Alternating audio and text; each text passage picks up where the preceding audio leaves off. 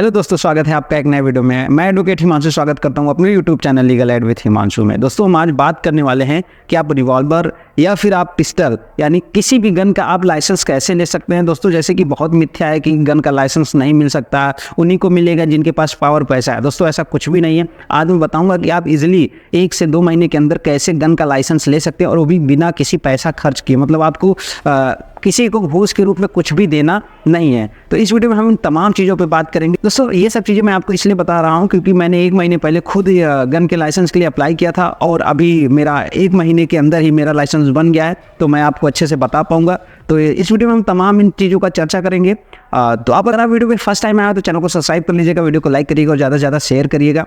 चलिए स्टार्ट करता हूँ वीडियो को। दोस्तों, जैसा कि आपको पता होगा कि गन का जब लाइसेंस हमें लेना होता है, क्योंकि जब आप टीनेजर में होते हैं या फिर किसी कारणवश आपकी मजबूरी हो या फिर आपके ऊपर ऐसी हमले हो चुके हों, जब आप अपनी सेफ्टी के लिए गन का लाइसेंस लेना चाहते हैं तो आप क्या करें।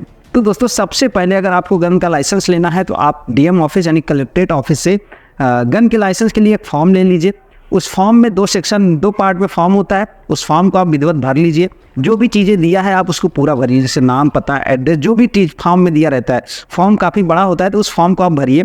अब जब फॉर्म भरते हैं आप, तो एक आप फॉर्म अपना तहसील में जमा करना होता है और एक फॉर्म आपको पुलिस चौकी में अपने जमा करना पड़ता है। जो आपकी भी पुलिस चौकी हो, चाहे जो आपका जो नज़दीकी थाना होता है, जहां आपका पुलिस चौकी लगती है, उसमें आपको अपना फॉर्म जमा कर देना है। अब क्या होता है, अगर आप जैसे तहसील में जब आप फॉर्म जमा करते हो तो जो लेखपाल है अब वो रिपोर्ट लगाता है किसको, वो कानूनगो को। लेखपाल ये देखता है कि आपने जो फॉर्म भरा है, आपको जो लाइसेंस चाहिए, आप ऐसे व्यक्ति हैं कि नहीं है, कि आपके पास ज़मीन है, आपके पास पक्का घर है, उस लाइसेंस उस बंदूक को रखने के लिए उसमें पक्का घर आपके पास होना चाहिए। अगर आपके पास पक्का घर है तभी लेखपाल आगे रिपोर्ट लगाएगा। लेखपाल देखता है कि आपके पास ज़मीन है कि नहीं है। ये तमाम चीज़ देखने के बाद अगर वो सही पाता है तो रिपोर्ट लगा के अपनी रिपोर्ट कानूनगो को सौंप देता है। कानूनगो फिर अपने स्तर पर जांच करता है। उसके बाद अपनी रिपोर्ट नायब तहसीलदार को देता है। फिर नायब तहसीलदार फिर अपने स्तर पर उसको देखता है। फिर वो तहसीलदार के पास, फिर एसडीएम के पास, फिर डीएम के पास फाइल चली जाती है। और दूसरी जो फॉर्म का था, जो कि आपके पुलिस चौकी पर दिया जाता है, तो पुलिस जो आपका थाना इंचार्ज होता है जो एरिया का, वो जांच पड़ताल करता है कि आपका पिछला रिकॉर्ड कैसा है, क्या आपको गन्स का लाइसेंस देना चाहिए। कब व्यक्ति हैं आप, कहीं लूट पाट में कभी पकड़े तो नहीं गए हैं, कभी आपके ऊपर कोई अपराध का चार्ज तो नहीं लगा गया है, आप ऐसे व्यक्ति नहीं हैं जो आपने चोरी की थी, कभी आप जेल में गए हो, किसी की हत्या करने का प्रयास। मतलब वो अपने स्तर पर देखता है कि आपकी छवि कैसी है। अगर आपकी छवि अच्छी है, आप वोट देते हैं, ये तमाम चीज़ें, आप एक जिम्मेदार नागरिक हैं, तो वो अपने स्तर पर रिपोर्ट लगा देता है कि हाँ, ये अच्छे नागरिक हैं, ये अपनी सेफ्टी के लिए ये चीज़ें हथियार ले रहे हैं। जब ये यहाँ चीज़ें होती है तो उसके बाद चली जाती है सीओ को। सीओ अपने स्तर पर फिर रिपोर्ट लगाता है। सीओ के बाद फिर वो चली जाती है आपके जिले के जो एसपी होते हैं उनके पास। अब एसपी क्या करता है कि देखता है कि हाँ, ये जो नागरिक था, ये जिम्मेदार नागरिक था, इसने अपने वोट का प्रयोग हमेशा किया है, इसने कोई ऐसा कृत्य नहीं किया है जो कानून के खिलाफ हो, तो अपनी रिपोर्ट वहाँ से लगा देता है कि हाँ, ये भले नागरिक हैं, ये अपनी सुरक्षा के लिए मांग कर रहे हैं, इनको दे दिया जाए। अब जब ये एसपी ये चीज़ कर देते हैं, मतलब पास कर देते हैं उस फॉर्म को, तो वो फॉर्म फिर कलेक्ट्रेट ऑफिस चला जाता है। अब दोस्तों, दोनों फॉर्म कलेक्टर के पास पहुंच जाता है।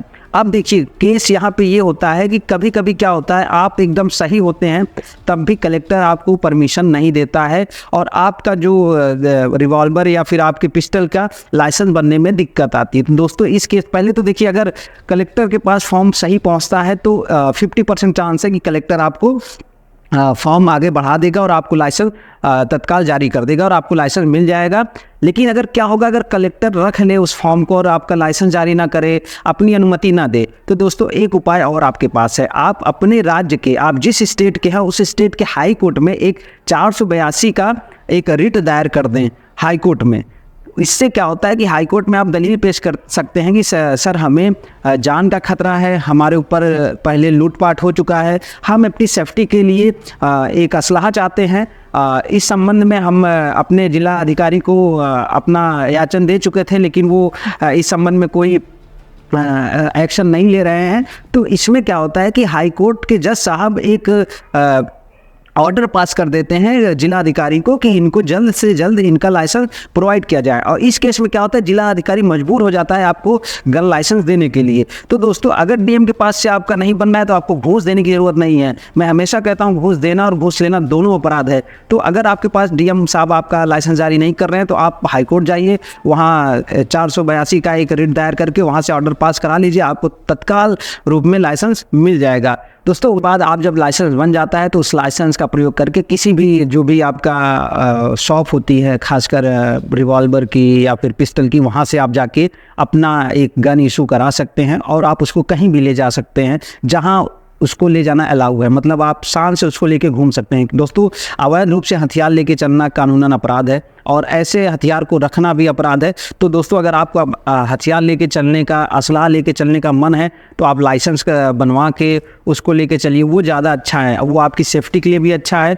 और आपका जो भी अगर आपका मन है कि आप असलाह लेके चलें तो मेरा यही आपसे अनुरोध है कि आप हमेशा लाइसेंसी गन का प्रयोग करें। अवैध रूप से कोई चीज़ ना खरीदें, क्योंकि कभी ना कभी आप उसके पुलिस के शिकंजे में आएंगे तो आपको बहुत बड़ी दिक्कत हो जाएगी और ये कानूनन रूप से अपराध भी है। तो अगर आपकी इस संबंध में कोई भी अगर क्वेरी हो, अगर कोई भी दिक्कत आए तो आप टेलीग्राम ग्रुप से जुड़ जाइए, मैं आपको हेल्प कर दूंगा। कहीं भी किसी स्टेप पे अगर आपको दिक्कत होती है तो इस वीडियो में इतना ही, मिलते हैं नेक्स्ट वीडियो में, तब तक ले जय हिंद।